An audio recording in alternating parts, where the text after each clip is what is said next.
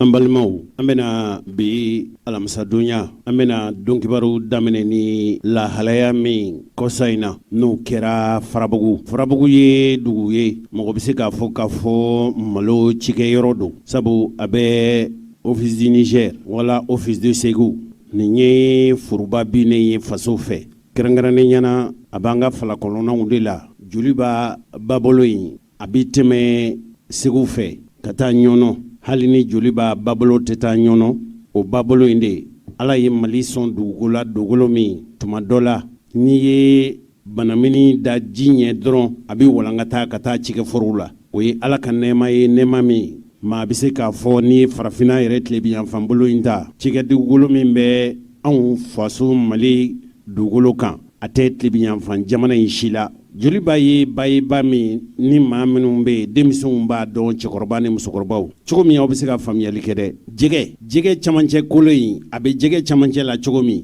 k'a ta ku la fo ka se a kunkolo ma Mali fana joli b'a kɛn bɛ ka Mali kɛ o cogoya de la ni bɛ an faso Mali la ni kolo bɛ an faso Mali la min bɛ kɛ sabu ye ka Mali farisogo bɛɛ lajɛlen ni camancɛ kolo bɛ an faso Mali la o ye tilebiyanfan yɔrɔ camancɛ la ka taa fo Mali kɔrɔnfɛ seleke camancɛ la nin ye Ala ka nɛɛma ye cɛkɔrɔba ni musokɔrɔbaw ne ni Chinois ka lasigiden dɔ de la ka kuma a ko Mali ye galomajira de ye aw yɛrɛw t'a fɔ ten ko galomajira i bɛ ko dɔ ye ka tila ka lahalayaw lajɛ i bɛ yɛrɛ ɲininka yala nin sera ka kɛ cogo di wala mun y'a to nin ma se ka kɛ a bɛ maa kamana gan kosɛbɛ Mali bɛɛ diɲɛ kamana gan fɛn caman sira fɛ yala fo ka se nin yɔrɔ in ma k'a fɔ ko an ka jamana tɛ se ka ci kɛ fo ka siri sanji la ni san ma na ni san ma labɔli kɛ san o san Mali b'a fɔ k'a fɔ ko dunkafa tɛ yen wa anw bɛ fɛnw san ka bɔ wali jamanaw kɔnɔ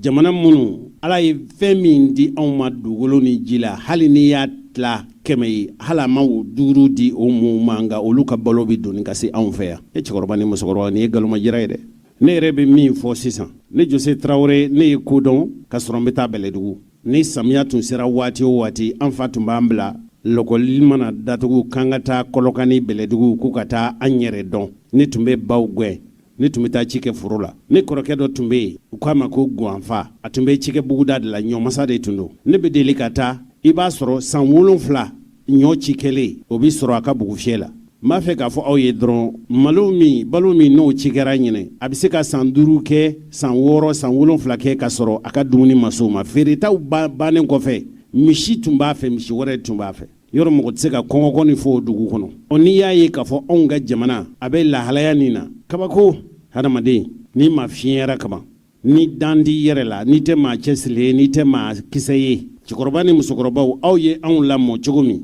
o lamɔli dɔ ye jumɛn ye an kana kɛ mankundan ye an kana kɛ nantankolo ye an ka kɛ mɔgɔ cɛsirilen ye ɲamakalakɛ dɔ bɛ Bɛlɛdugu a y'a fɔ ne ye k'a fɔ ko bamananya jogo de tun don k'i banba k'i cɛsiri i sirilen tɛ foyi la fo dabakala i cirilen tɛ foyi la f'i yɛrɛ dusukolo i sirilen tɛ foyi la fo i ka baara kɛlen ngo de y'a to anw fɛ Mali kɔnɔ yan a bɛ fɔ ka fɔ garijɛgɛ o ye Ala ta ye nka ɲɛsen yɛrɛ kɔrɔ cɛsiri nɔ b'o la kosɛbɛ fo Bɛlɛdugukaw b'a fɔ ko yɛrɛwolo k'o tɛ fadento dun fadento ye mun ye n'i banna baara ma k'i ban k'i cɛsiri k'i dahirimɛ ɲini n'i ka fanga ye n'i ka jija ye i na siri mɔgɔ tɔw la i na kɛ fadento dumuna ye fadento o de ye i fadenkɛ ka baarakɛla ye o kɛra muso ye sa o kɛra nafolo ye o kɛra ɲɔ ye o kɛra fini ye o mana kɛ fɛn o fɛn ye a y'a cɛsiri k'a ɲini cogo min n'i yɛrɛ y'i cɛsiri k'a ɲini ten tuma dɔ la Ala bɛ fara i kan garijɛgɛ ye tiɲɛ ye nka ɲɛsen yɛrɛ kɔrɔ anw Bɛlɛdugukaw ko k'o ye cɛsiri nɔ ye kuma in fɔ kun ye fɛn min ye dɔrɔn Farabugu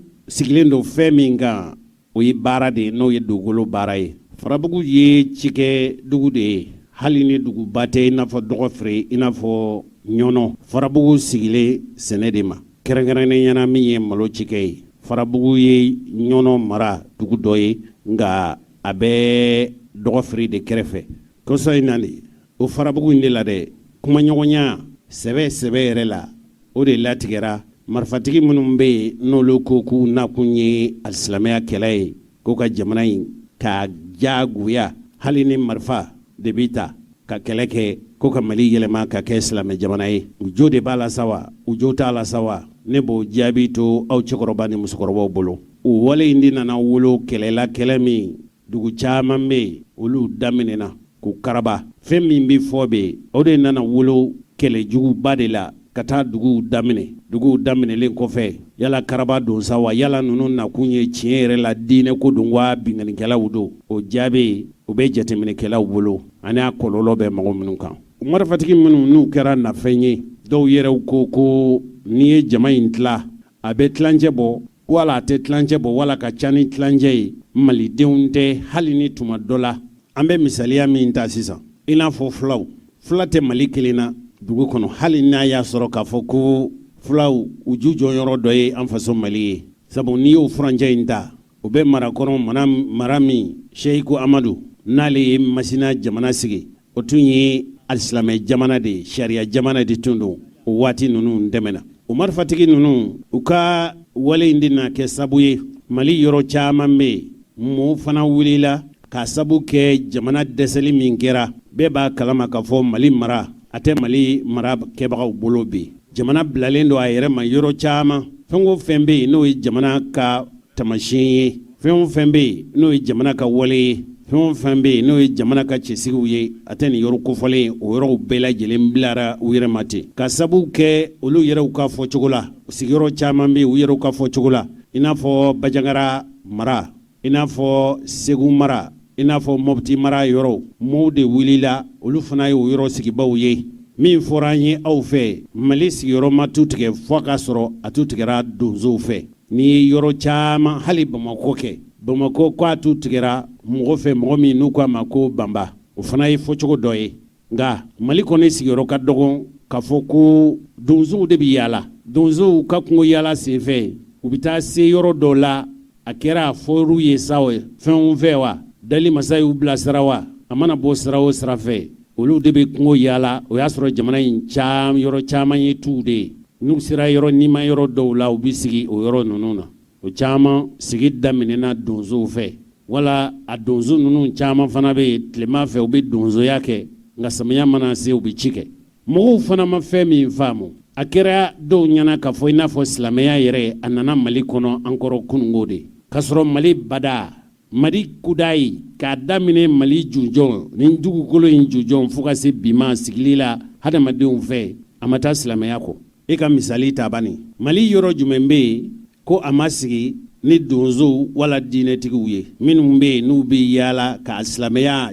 walankata olu fana ye taamakɛbagaw ye mun dɔw n'a fɔ jose o tuma yalaw cikɛlaw olu mana kɛ sigibaa ye yala bagangɛnnaw don tiɲɛ don mali jujɔn cikɛ baganmara ni mɔni kudayi mali sigira n'o ye mɔnikɛlaw olu ye u ka dagaw sigi jɛgɛ caman bi sɔrɔ yɔrɔ min u taara u sigi o dɔw kɛra dugu ye bagangɛnnaw fana u bi bagan gɛn n'u sera yɔrɔ dɔ la n'o yɔrɔ kɛra yɔrɔ nima yɔrɔ ye n'i taara an b'a fɔ yɔrɔ min ma ko mopti mara ne taara fo yuwaru an ka bakuru min bɛ yen n'u ko a ma ko lagdebo o lagdebo camancɛ la yen ba bɛ bolo fila bɔ tuma dɔ la o camancɛ kɛnɛ ninnu ne taara yɔrɔ dɔw la a bɛ ɲini ka dugu 10 ni kɔ bɔ a bɛɛ ye fuladuguw de ye minnu y'a dugutigiw ye o ye fulaw ye minnu y'a alimamiw ye o ye fulaw ye n ye masina min fɔ sisan masina tun kɛra maradugu ye seyiku amadu ka waati foyi tun tɛ kɛ fo min ye a silamɛya diinɛ ye nin bɛɛ fɔ kun ye fɛn min ye dɔrɔn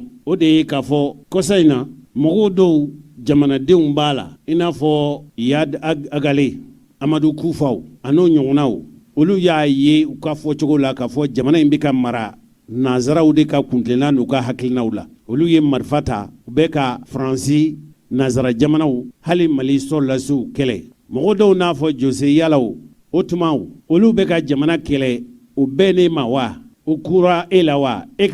fɛla don wa kunnafoni lasebaa tuma bɛɛ k'i fɛla fɔ ko la janfa de don waati ni waati i bɛ se k'i ka hakilinataw di nka kunnafoni lasela tɛ hakilinata dibaga ye hali ni tuma dɔw la a bɛ se ka hakilinataw di ne tɛna o jaabi kɛ nka n kɔni bɛ fɛn kelen kɔni dɔn kununko an ka dɔnkibaru kɛnɛ kan a ye fɛnw mɛn o fɛn minnu b'a jira k'a fɔ n'i kɔni nana k'a fɔ i bɛna maa kɛlɛ a fa dugukolo kan a kɛra a ka kɛcogow t'i ka kuntilenna ye o a kɛra i fɛla tɛ o a kɛra i miiri la k'a fɔ jugu don o n'i ma farati ka n'olu kɛlɛ u fa dugukolo kan n'o kɛra maa cɛsirilenw ye i tɛ se u la koyi n'i setɔ u la bɛɛ i b'a sɔrɔ i nana mun minɛ maa minnu masakɛduguw tɛ cɛfarinjuguw tɛ kɛlɛkɛlaŋwanaduguw tɛ n'o tɛ ko jamana in tun sigilen don kala dɔ kan o kalaw la marifakala b'a la n'an tɛ bi la mali dugu tɛ yen k'i bɛ se ka na duguw minɛ k'i sigi n'a ye panparan ko fɛn tɛ bɔ a la o farabugu in tuma min na kɛlɛ nin wulila mɔgɔw fɛ mɔgɔ minnu ko nana diinɛ kɛlɛ kɛ jamanaden minnu bɛ o sigiyɔrɔ la olu fana y'a jira k'a fɔ an tɛna se ka sigi ten an ka siraw ka tigɛ an ka baganw ka suɲɛ taa ka don an ka dugukolow la k'a fɔ ko an bɛ sigi ten ko maa minnu nana an minɛ ko an na u n'an siɲɛ minɛ ten ka taa olu fana wulila k'u jɔ k'a fɔ u b'u sigiyɔrɔ u b'a kuma bɔ daminɛlikɛlaw ka mantɔrɔw ma an balimaw nin lahala in de nana gɛlɛya kosɛbɛ a gɛlɛyara ka se hakɛ ma hakɛ min dɔgɔkun tɛmɛnen a jirala k'a fɔ ko sigikafɔ u yɛrɛ dama ni ɲɔgɔn cɛ ka cɛfɔli kɛ ka bɛnkan dɔw la tuma dɔ la minnu bɛ yen n'olu k'u ye marifa ta diinɛ tɔgɔ la ani donso minnu n'u k'u b'u sigiyɔrɔ lakana kɛlɛ ganenw ni ɲɔgɔn cɛ u y'a ɲini k'a fɔ u ka sigi ka kuma ka bɛn ko dɔ kan min b'a to dugu min bɛ yen n'o ye farabugu ye a daminɛli min kɛra aw bɛɛ lajɛlen b'a kalama k'a fɔ farabugukaw an wulila fo ka se a yɔrɔ la an selen farabugu kɛrɛfɛ dugu la n'o ye dɔgɔfiri ye an y'a ye k'a fɔ farabugu ye fila ye dɔ bɛ yen o ye cikɛ kungo ye malo de bɛ ci kɛ o yɔrɔw la ani sanni feere bɛ kɛ yen farabugu dugu tun bɛ yen farabugu min ye cikɛ yɔrɔ ye o yɛrɛ dakolon cira k'o filenkolon ci nka farabugu min bɛ yen n'o ye dugu ye o de tun tigɛlen don ka bɔ mali fan bɛɛ lajɛlen na u tɛ se ka taa dɔgɔfiri u tɛ se ka wuli ka taa yɔrɔ wɛrɛ la sabu pafalikɛla ninnu kɛn bɛ k'u daga sigi u da la n'i wulila k'i bɛ taa i ka cikɛforo la i ɲuman ka segin so o y'i kunnajalen ye n'i m'a fa o gɛlɛya de mɛnna mali sɔrɔlasiw a tun fɔra k'a fɔ olu taara k'u bɛ taa ko ɲɛɲini o furancɛ yɛrɛ kɔnɔ jamana minisiri joli joli taara ɲɔnɔ k'a fɔ k'u bɛ taa lajɛ cogo min daminɛli min bɛ ka farabugu sɛgɛrɛ u bɛ se ka wuli cogo min a tun kɛra u fɛ u ka taa an ka jamana kolatigɛlaw minisiriw olu taara ka kumaɲɔgɔnya kɛ ɲɛma sɔrɔ la a fɔra dɔgɔ furancɛ in daminɛ in na k'a fɔ minnu yɛrɛw bɛ yen n'olu bɛ kɛlɛ la minnu k'u ta ye diinɛ ko ye ni marifa b'u bolo ani minnu ko k'olu b'a fɛ k'u faso makaran dagasigibaw gɛn ka wuli ka bɔ yen n'o ye diinɛ marifatigiw ye olu yɛrɛw kulu fila de sigira ka kuma an tɛ dɔɔnin fɔ nin ko la octobre kalo daminɛ tɛmɛnen marifatigi minnu bɛ yen n'u ko n'a kun ye diinɛ ye olu taara o yɔrɔ kofɔlen in k'a daminɛ k'u sigi panparan maa ti don maa tɛ bɔ farabugu dondaw olu bɛɛ lajɛlen tigɛra maa si tun tɛ se ka bɔ yɔrɔ wɛrɛ ka don farabugu wa farabugukaw tun tɛ se ka bɔ farabugu k'a fɔ u bɛ taa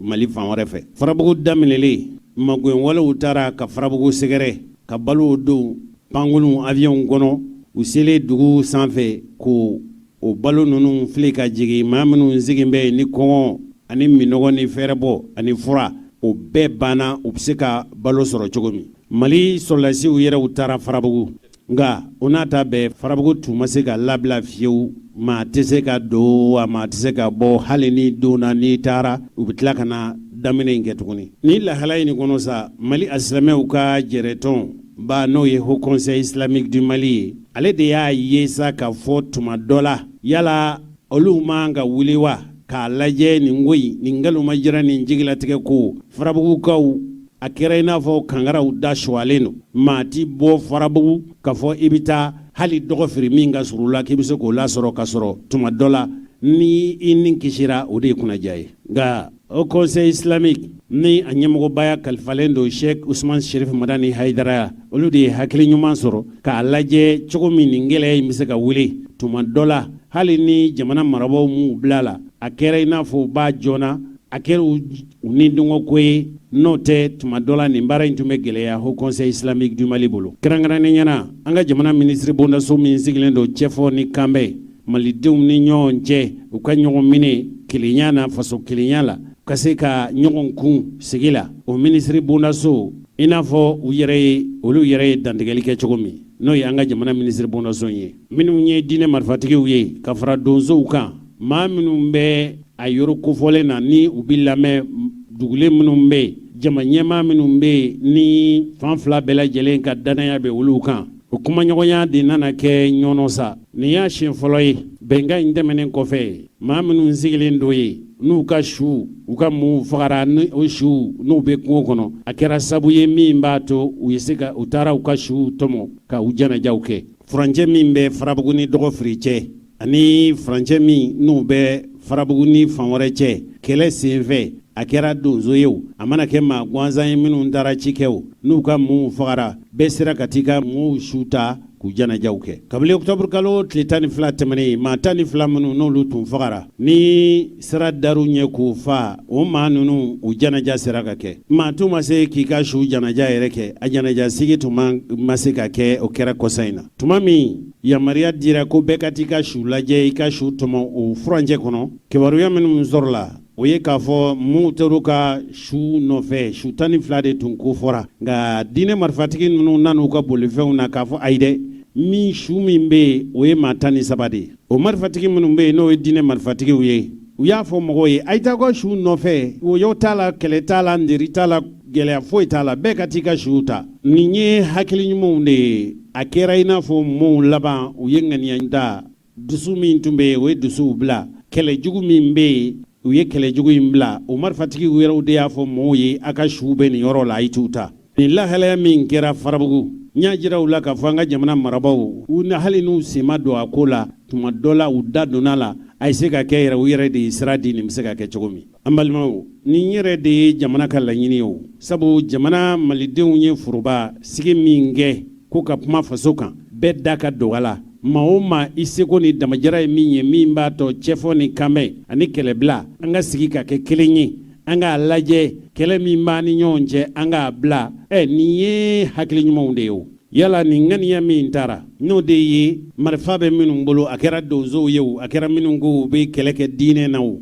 olu ka se ka kuma ka bɛn ko dɔ la min b'a to jamana in bɛ basigi yala nin tɛ hakili ɲuman ye wa fɛn kelen min bɛ Farabugu bi n'o kɛlen n'o ka gɛlɛya kosɛbɛ o de ye Farabugu ni Dɔgɔfiri ni ɲɔgɔn cɛ kɔbili min bɛ yen n'o ye pɔn ye o pɔn in karilen don fo ka se bi ma o bɛɛ tali ka segin gɛlɛya kosɛbɛ Farabugu ni Dɔgɔfiri cɛ cikɛlaw olu ma se ka ta ci kɛ ka sabu kɛ nin gɛlɛya in ye an ka jamana in bɛ yɔrɔ min na ko bi nin bɛɛ kɔfɛ dɛmɛ de kan ka ta ka Farabugu sɛgɛrɛ nin bɛɛ ye dalu ye min b'a jira k'a fɔ jamana in sera yɔrɔ la sa yɔrɔ min gɛlɛya bɛ maa minnu yɛrɛ kan o sigi yɔrɔ ka sabu kɛ ɲɔgɔn faamubaliya ye ka sabu kɛ an tɛ kuntilena kelen kan an tɛ diinɛ kelen na ka sabu kɛ an bɛɛ b'a fɛ ka marifa ta k'an ka hakɛw sɔrɔ u ka se ka bɔ a la yen yɔrɔ sigibaw k'a dɔn k'a fɔ kɛlɛ maa kɛ cogo o cogo a bɛ laban fɛn min na o ye sigikafɔ de ye u yɛrɛw k'a dɔn k'a fɔ u yɛrɛ dama de bɛ se ka cɛfɔ ni kanbɛn ani ɲɔgɔn faamu k'a dɔn k'a fɔ olu de ye kelen ye olu de ye balimamaw ye olu de ye sigiɲɔgɔnmaw ye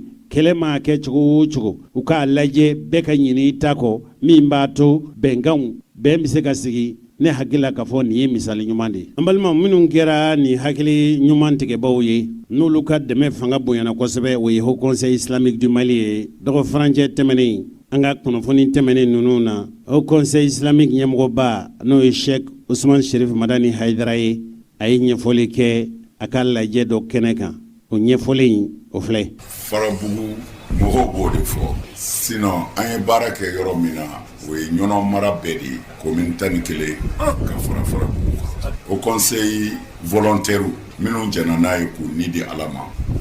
olu de taara ɲɔnɔkaw ye ci bila ka na u ye mɔgɔw wuli ka na u ka maires nana ne fɛ k'a fɔ u degunnen don n'an sɔrɔla an bɛ se ka min kɛ vraiment an k'a kɛ tɛ se k'u ka malo sɔrɔ ka kan wa tasuma ga ka don hali u ka malo sɔrɔlenw na mɔgɔw bɛ ka faga mɔnikɛlaw tɛ se ka mɔni kɛ u bɛ mugu ci u la k'u faga kurun kɔnɔ o conseil sigira ka ɲɔgɔn ye an bɛnna min kan o de ye an k'an seko kɛ hali ni a ma sara na faama m'anw bila la faamaw m'a fɛ a kuma fɔ anw ye ni tɔɔrɔ bɛ silamɛ dɔ kan silamɛ bɛɛ ka di kun o de la an wulila réunion kɛra volontaires sɔrɔla minnu ko hali n'olu yɛrɛ bi sa olu kɔni bɛ taa alors an y'u bila taara u tagara kungo kɔnɔ u ni mɔgɔ minnu bɛ marifatigi minnu bɛ kungo kɔnɔ n'olu sigira o kuma na donso minnu fana bɛ yen n'olu bɛ dugu lakanani kama u ni donsow fana sigira o kuma na Ala y'a kɛ tuma min na kumakan in bɛɛ ye ɲɔgɔn sɔrɔ alors donsow jɛna n'a ye olu yɛrɛ bɛ taa kungo kɔnɔ u ni kungo kɔnɔ mɔgɔw ka sigi o conseil ka kɛ u seere o conseil dar'u kan donsow wulila o conseil dar'u kan ka taa kungo kɔnɔ u ni kungo kɔnɔ mɔgɔw marifatigiw u jɛra ka sigi kumana u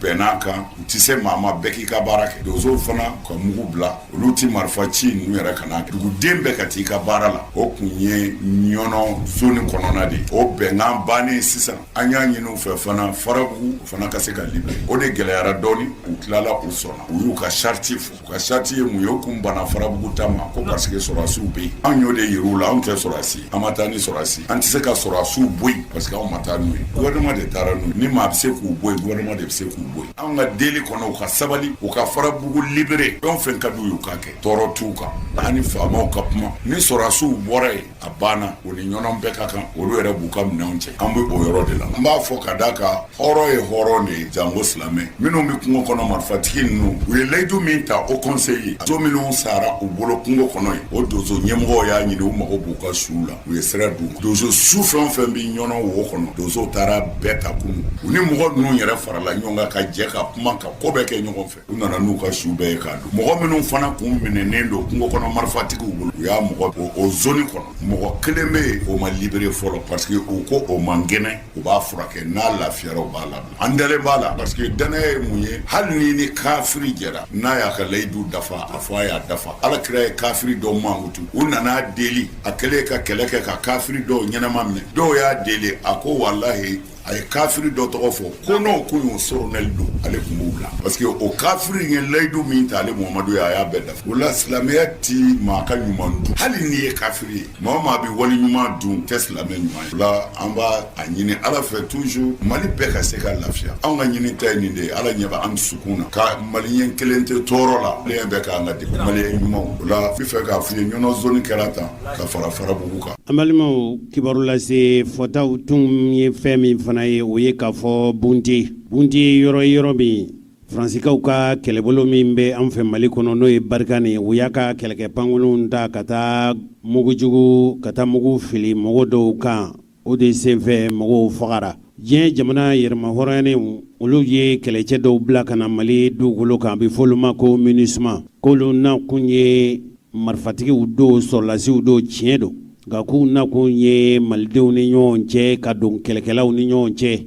cɛfɔ ni kanbɛn bɛ se ka sabati Mali kɔnɔ cogo min o diɲɛ jamana yɛrɛma hɔrɔnyanenw ka magwɛn kɛlɛbolo in o y'a jira k'a fɔ Faransi sɔrɔlasiw k'u ye fili baara de kɛ ko siga t'a la fiyewu ko mɔgɔ minnu ni Faransi sɔrɔlasiw ye mugu ci u la k'u tun bɛ furusiri de la ko Faransi ka sanakɛlɛ sɔrɔlasiw ko olu de ye pankolon min ta ka taa mugu ci mɔgɔw la ko furusirikɛlaw de don a yɔrɔ kofɔlen bunti bɛ Mopti mara de la janvier kalo tile 3 tɛmɛnen olu tun taara diɲɛ jamana yɛrɛma hɔrɔnyanenw ka kɛlɛbolo tun taara a ko ɲɛɲini u ye sɛbɛn bɔ sɛbɛn min u ko a dɔgɔyalen maa 22 ye nin bɛ malidenw ye ku ninnu o maa 22 la tuma dɔ la u yɛrɛw b'a fɔ mɔgɔ minnu ma ko djihadistew n'a cɛyara ko o mɔgɔ 3 de tun b'a la ko sabu olu tun bɛ lajɛ in kɛnɛ kan nka jaabi minnu sɔrɔla sɛgɛsɛgɛli fɛ u ko mugu kɔni cira mɔgɔ minnu na Faransi ka kɛlɛkɛ sanakulunw fɛ ko a fanba o ye jamanaden gansanw ye diinɛ kɛlɛcɛw tun tɛ MINUSMA ka fɔli la n'o de ye diɲɛ jamana yɛrɛma hɔrɔnye u ye sɔrɔdasi minnu bila ka na fa dugukolo kan olu ko olu ye sɛgɛsɛgɛli minnu kɛ olu yɛrɛ u hadamadenya yɛrɛ hakɛ bi matarafa maa minnu fɛ ani mɔɔw lakanani u y'o dɔnnangana dɔw de bila ka taa olu taara ka taa sɛgɛsɛgɛli minnu kɛ ka taa ko ɲɛɲini bɛrɛbɛrɛ la janvier kalo tile 4 tɛmɛnen ka se février kalo tile 20 ma u ye maa minnu ci ka taa olu kɔni taara ka taa kunnafoni jɔnjɔnw ni seereyaw ɲini cogo min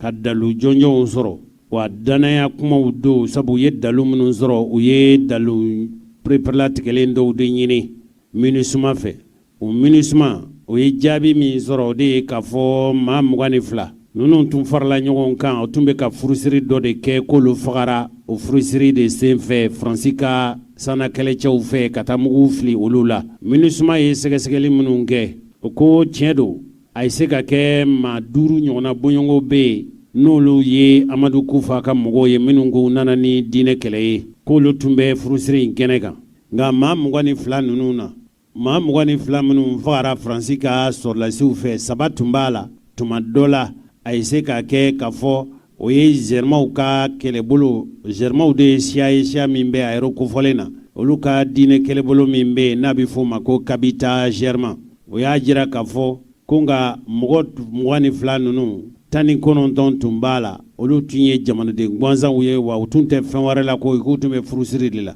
o mɔgɔ mugu cira mɔgɔ minnu na mɔgɔw bɛ olu la minnu joginna u tun y'olu ta ka taa n'u ye dɔgɔtɔrɔso la u bɛ se ka furakɛ cogo min minisuma ka sɛgɛsɛgɛli sɛbɛn in ni maa ka saralen ninnu a bɛɛ tun ye cɛ de ye minnu si bɛ taa san 23 ka se san 71 na minisuma ka ɲɛfɔli la u k'u b'a ɲini Mali marabaw ani Faransi marabaw fɛ u yɛrɛw ka ko sɛgɛsɛgɛ k'a ɲɛɲini kɛ nka sɛgɛsɛgɛli ka kɛ ni jɛlenya ye k'a ɲɛɲini ninnu maa ninnu faga cogo min na a ye kɔlɔlɔ min se buntikaw ma ani fana minisuma ye sɛgɛsɛgɛli baara min kɛ min ye Faransikaw yɛrɛw ka minisiri bondaso min sigilen don u ka kɛlɛcɛw olu ka baara la ko ye jaabi di a ye jaabi di a ko minisuma olu ko minisuma ye sɛgɛsɛgɛli minnu kɛ olu yɛrɛ kɔni fɛ ko tiɲɛ tɛ olu ye min fɔ kabila daminɛ na u ko olu ka kɛlɛcɛw ye mugu min ci n'a kɛra janvier kalo tile 3 tɛmɛnen barikani fɛ ko olu ma mugu ci mɔgɔ wɛrɛ la k'olu ye mugu ci mɔgɔw la mɔgɔ minnu ye pafalikɛlaw de ye Faransikaw yɛrɛw ka kunnafoni lase bondaso min bɛ n'a bɛ fɔ a ma ko France Info o kunnafoni laselaw y'a jira k'a fɔ minisuma y'a jira k'a fɔ mɔgɔ 19 fagara o mɔgɔ 19 fagakun wɛrɛ foyi tɛ fo Faransi ye a ka kɛlɛkɛpankolonw bila ka taa mugu ci ninnu na mɔgɔ 19 ninnu tɛ kɛlɛcɛw ye ko jamanadenw yɛrɛw don ko Faransi ko ale ta kun ye mugu ci la ko u b'a fɔ minnu ma ko jihadistew ko Faransi ko k'ale ye mugu ci olu de la mɔgɔ minnu bɛ yen n'olu ni mugu cira olu la k'a fɔra k'a fɔ olu tun bɛ furusiri de la a yɔrɔ kofɔlen na tuma dɔ la o mɔgɔ ninnu na ko papalikɛlaw u yɛrɛw b'a fɔ minnu ma ko jihadistew ko mɔgɔ 5 tun b'a la Faransi kɔni olu ko olu ma filibanciya baara kɛ koyi u ma ko kɛ ko min tɛ ko bɛn da ye koyi olu ko diɲɛ jamana yɛrɛma hɔrɔnyanenw ye mɔgɔw minnu bila ka taa sɛgɛsɛgɛli kɛ ko jaabi min dira olu fɛ ko o tɛ olu hakilina ye wa olu ma jɛn ni o jaabi ninnu ye nka nin ɲɛ in ma sɔrɔ fo diɲɛ jamana yɛrɛma hɔrɔnyanen olu yɛrɛw de nin ko in ɲɛdɔnbaw bila ka taa kɛnɛ kan ka taa sɛgɛsɛgɛli kɛ wa u sigilen to Bamakɔ yan koyi u yɛrɛ de taara mugu cira yɔrɔw la yɔrɔ min ka taa mugu ci yɔrɔ in lajɛ fɛn ko fɛn bɛ yen n'o ye kɛlɛkɛnɔ ye k'u taara yɔrɔ la ka taa yɔrɔ bɛɛ lajɛlen lajɛ u yɛrɛ u ɲɛwɛn o sɛgɛsɛgɛlikɛla min fɛn olu kɔni ye Faransi de jalaki koyi u ka fɔ cogo la Faransi kɔni ye mugu ci Mali jamanaden mun na a fanba tun ye jamanadenw de ye wa u tun tɛ fɛn wɛrɛ la koyi u tun bɛ furusiri de la a dun bɛn kɛra kan ka fɔ n'i bɛ kɛlɛ kɛ i mana kɛ kɛlɛkɛla ye i n'a fɔ armée i man ka mugu ci jamanadenw na fo k'a sɔrɔ kɛlɛcɛw don wa u bɛ kɛlɛ dakun na i n'a fɔ diɲɛ jamana bɛɛ lajɛlen bɛɛ n'a kan ka fɔ hadamadenya yɛrɛ bɛ matarafa cogo minnu na nin wale ninnu kɔnnen don o matarafa wale ninnu fɛ mɔgɔ b'i yɛrɛ ɲininka o tuma yala janvier kalo tile 3 tɛmɛnen mun de kɛra jɔnjɔn na bunti yɔrɔ la yala mun de kɛra perepelatigɛ la mun de don jɔnjɔnya na mugu cira yɔrɔ min o ni Bamakɔ cɛ bɛ taa kilo 600 ɲɔgɔn bɔɲɔnko de la bunti ye o yɔrɔ ye wa maaw tun bɛ fɛn min na o tun bɛ furusiri de la Faransikaw ka sanakulu min bɛ yen n'u k'a ma ko Mirage 2000 o de ye kɛlɛkɛ sanakulu ye min panna ka taa mugu ci ninnu na diɲɛ jamana kɔni ye maa minnu fa a fanba ye jamanadenw ye minnu tɛ kɛlɛcɛw ye 3 de b'u la 3 dɔrɔn de b'u la ni a ladɔnnaya jɔnjɔn na k'a fɔ o ye diinɛ kɛlɛcɛw ye seereyaw yɛrɛw sɔrɔla Bamakɔ yan u m'o bɛɛ yan an bɛna wele bila u ma nka u ye min fɔ olu ko k'olu tun bɛ furusiri de la sɛgɛsɛgɛlikɛla minnu bɛ n'o ye France Info mɔgɔw ka sɛgɛsɛgɛlikɛla ye olu wulila ka taa ka na ninnu fɛ Bamakɔ mugu cira yɔrɔ min k'o yira u la olu minnu ɲininkalen n'u bɛ Bamakɔ yan olu y'a jira k'a fɔ tiɲɛ yɛrɛ la mugu cira olu la nin yɔrɔ de la a ko k'ale bɛ dugu in dɔn koyi janvier kalo tile 3 tɛmɛnen u k'u hakili bɛ min na u ko muso dɔw tun b'a la cɛw tun ka ca nka cɛw ni musow tun tɛ fankelen fɛ ko cɛw tun sigilen don jiriw de kɔrɔ musow tun bɛ fan wɛrɛ fɛ ninnu tɛ maa wɛrɛw ye nin bɛɛ lajɛlen tun ye cikɛlaw ni bagangɛnnaw de ye k'a fɔ ko jihadisew tun b'olu cɛla ko tɛ tiɲɛ nin kuma min fɔra Faransi fanga ɲɛmɔgɔw ko nin ko nin ye nkalonfin yɛrɛ de. Faransikaw ka ministre min n'o sigilen don Faransi kɛlɛcɛw ka ko latigɛ ni ko ɲɛnɛbɔ la, olu ko diinɛ marifatigiw tun lakodɔnna jɔnjɔnna pereperelatigɛ yɛrɛ la koyi, o don kofɔlen in na. An ka Faransikaw u ka ministre muso ye min ye u ka kɛlɛcɛw ka ministre ye François Parly, ni tɔgɔ fɔcogo in man ɲa, an bɛ hakɛto ɲini kɛ, a ye min fɔ filɛ. Village de Bounti était une frappe qui était ce jour-là. Nous réitérons avec force que la frappe aérienne qui a été... An b'a pereperelatigɛ di ni dalu yɛrɛ ye. Gosili min kɛra an ka pankolonw fɛ. réalisée le 3 janvier dernier. N'a kɛra janvier kalo tile saba tɛmɛnen. À proximité du village de Bounti. N'a kɛra Bounti masurunya na. Était une frappe qui était ciblée. Gosili min kɛra anw fɛ, an ma k'an kun fɛ, an y'a jateminɛ ka gosili jɔnjɔnyara de. Contre des groupes terroristes. An ye mugu ci maa minnu na ninnu ye diinɛ kɛlɛcɛw de ye pereperelatigɛ la. Mais qui avait été préalablement reconnus. An y'u lakodɔn pereperelatigɛ la ka sɔrɔ ka gosili kɛ. Aucune bavure donc, selon le ministère. An balimaw, a ye Faransi ministre ka kuma mɛn. O tuma olu yɛrɛ kɔni fɛ u ye mugu ci maa minnu na o tɛ jamanaden gansanw ye ko ye diinɛ kɛlɛcɛw de. Nin kuma ninnu bɛɛ lajɛlen a ma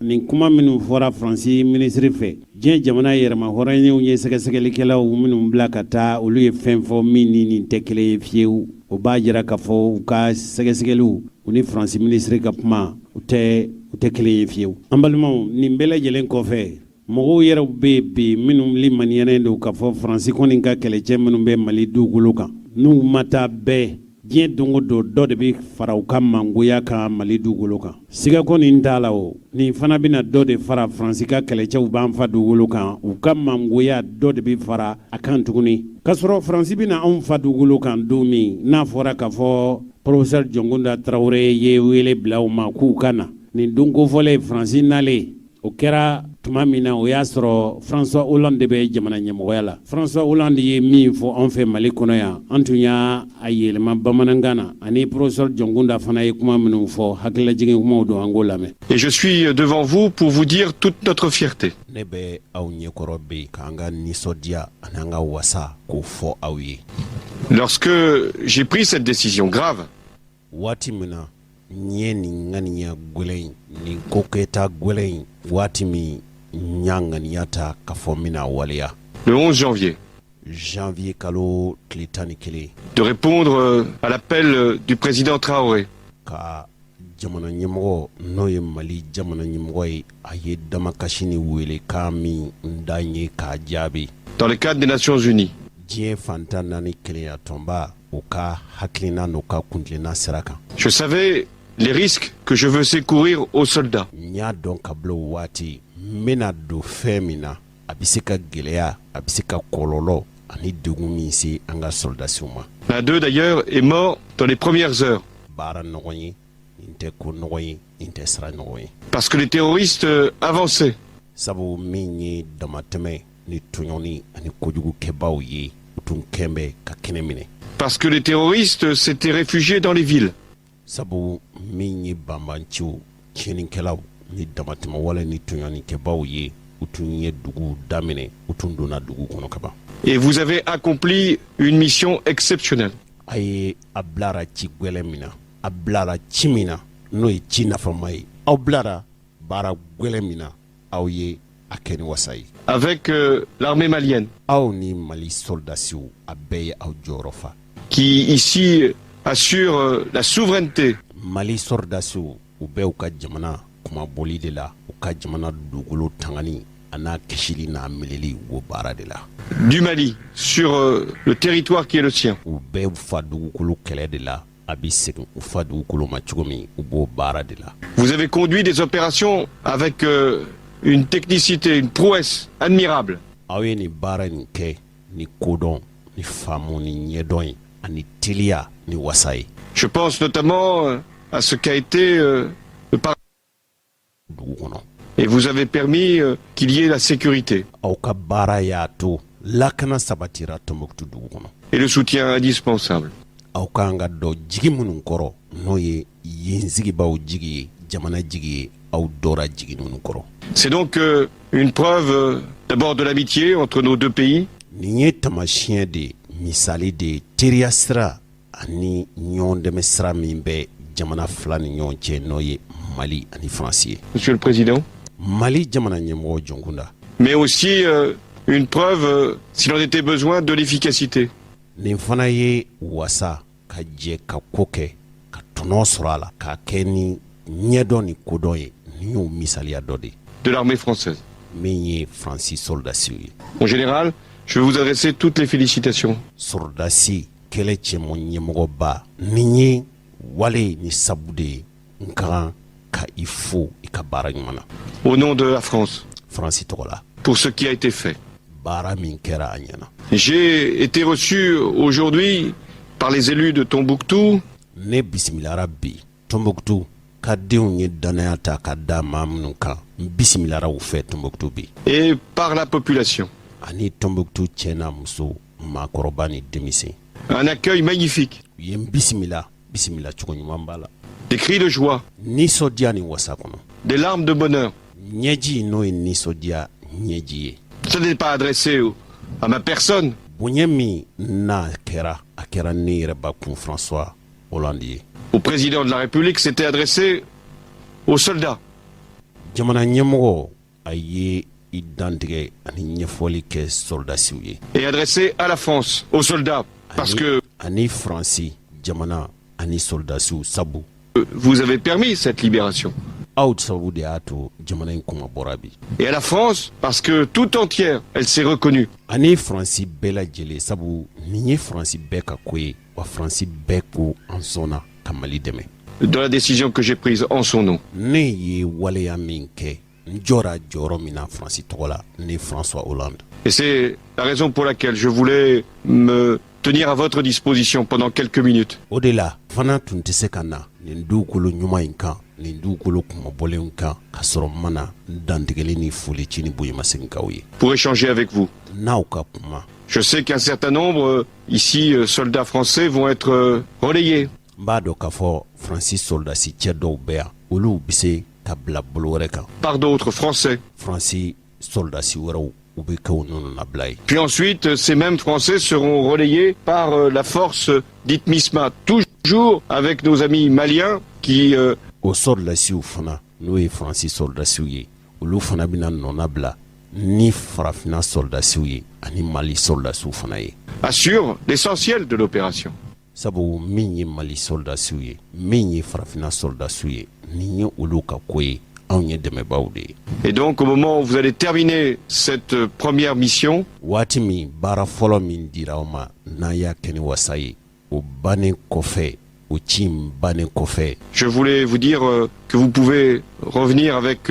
fierté. N b'a sɔrɔ sa k'a fɔ aw ye n'aw kɛra seginfɛn ye aw bi segin ni danaya ye aw bi segin ni wasa ye aw bi segin k'aw ye baara min kɛ ko taare k'a ɲɛna. Dans vos régiments et auprès de vos familles. Ni aw kɛra seginfɛn ye aw ka duw kɔnɔ ni aw kɛra seginfɛn ye aw ka sɔrɔsi dagaw la Faransi. Mais le combat n'est pas terminé. Nka baara in ma ban fɔlɔ dɛ kɛlɛ in ma bila fɔlɔ dɛ. Et ce serait une erreur de penser que parce que nous avons retrouvé avec nos amis maliens la... A bɛna kɛ fili ye n'aw miiri la wala n'an miiri la k'a fɔ kɛlɛ ye nin dakun sɔrɔ waati min. Mais le combat n'est pas terminé. Nka kɛlɛ ma bila fɔlɔ dɛ kɛlɛ ma ban fɔlɔ dɛ. Et ce serait une erreur de penser que parce que nous avons retrouvé avec nos amis maliens la... A bɛna kɛ fili ye ni an miiri la ko an ye kɛlɛ taabolo fɔlɔ a setigiya fɔlɔ sɔrɔ ani an teri Mali soldasiw. Capacité de sécuriser des villes comme Gao, comme Tombouctou, nous pouvons arrêter là. K'a fɔ ko an ye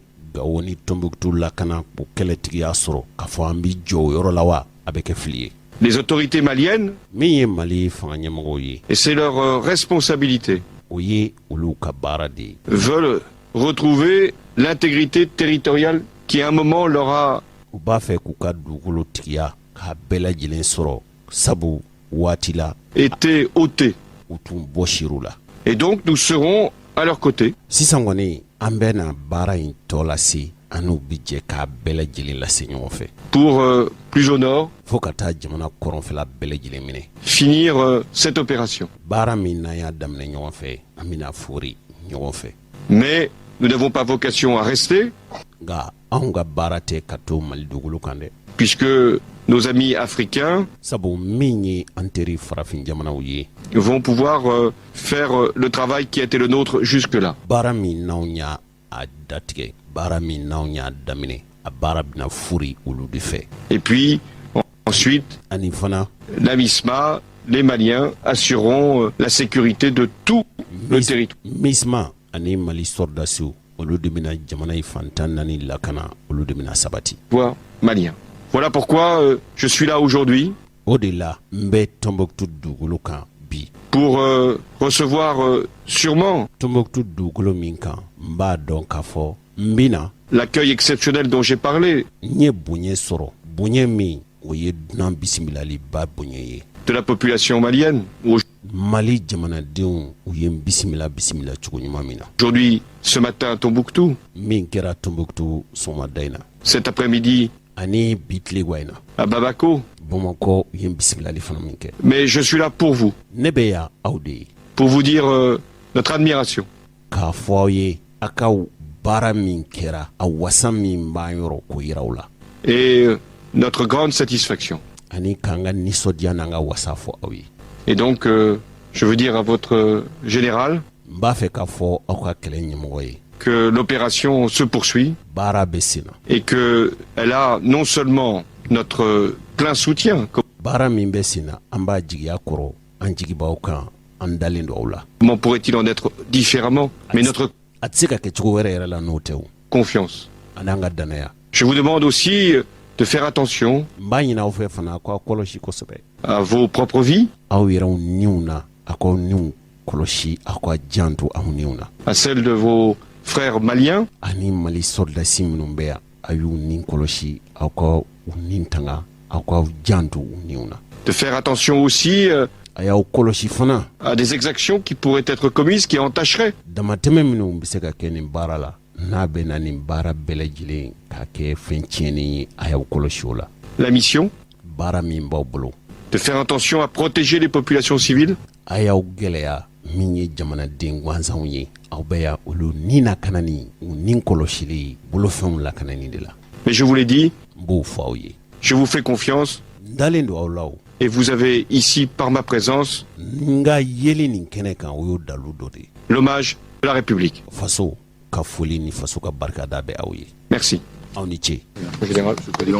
Le président malien va s'adresser aussi à vous. mali jamana ɲɛmɔgɔ fana bɛna dantigɛli a n'a fɛla fɔ aw ye. Monsieur le Président, mon général, faransi jamana ɲɛmɔgɔ sɔrɔdasi daga ɲɛmɔgɔba fana. juste quelques mots à vous, soldats français kuma damadama dɔrɔn de bɛ ne fɛ aw minnu ye faransi sɔrɔdasiw ye et soldats maliens, aw minnu fana ye mali sɔrɔdasiw ye qui ensemble aw minnu bɛ nin ko la ɲɔgɔn fɛ avaient su redonner l'espoir aw minnu ye maa jigilatigɛlenw maa tɔɲɔnenw maa degunenw aw minnu ye lafiya sew ma aw minnu ye jigi dow la aw minnu y'u hakili latigɛ bi l'espoir à ces populations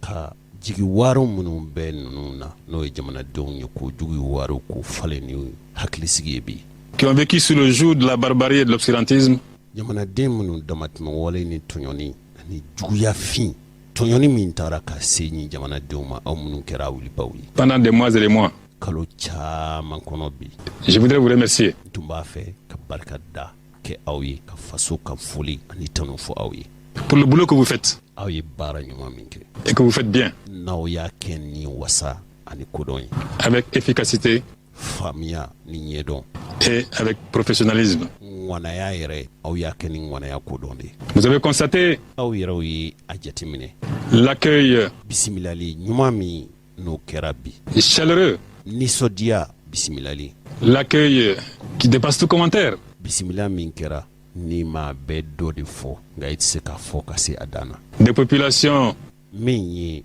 yan sigibaaw ye de Tombouctou Tombouctou sigibaaw à la France. n'o y'a kɛ faransi ye C'est dire que le Mali tout entier, o b'a jira k'a fɔ mali kuuru kara chaque Malien, maliden kelen kelen na chaque Malienne mali muso kelen-kelenna est reconnaissant bɛɛ aw waleɲuman dɔ faransi et reconnaissante musow ni cɛw bɛɛ lajɛlen denmisɛn maakɔrɔ bɛɛ b'a aw waleɲuman dɔn à la France faransi d'avoir répondu promptement faransi min ye mali ka damakasi ani mali ka wele bila faransi min y'a mɛn et massivement ka wuli kulu la ni ŋaniya à notre appel au secours. k'an ka damakasi n'an ka wele kulokan k'a mɛn Ensemble, u aw bɛɛ lajɛlen faransi nous avons libéré Kona, Djabali. an jɛra aw ni anw ka jabali la tila Ensemble, an jɛra nous avons libéré Gao et Tombouctou. an ye tɔnbuktu ani gawo an ye u segin u yɛrɛw ma k'u segin faso ma Ensemble, an jɛra nous allons libérer Kidal,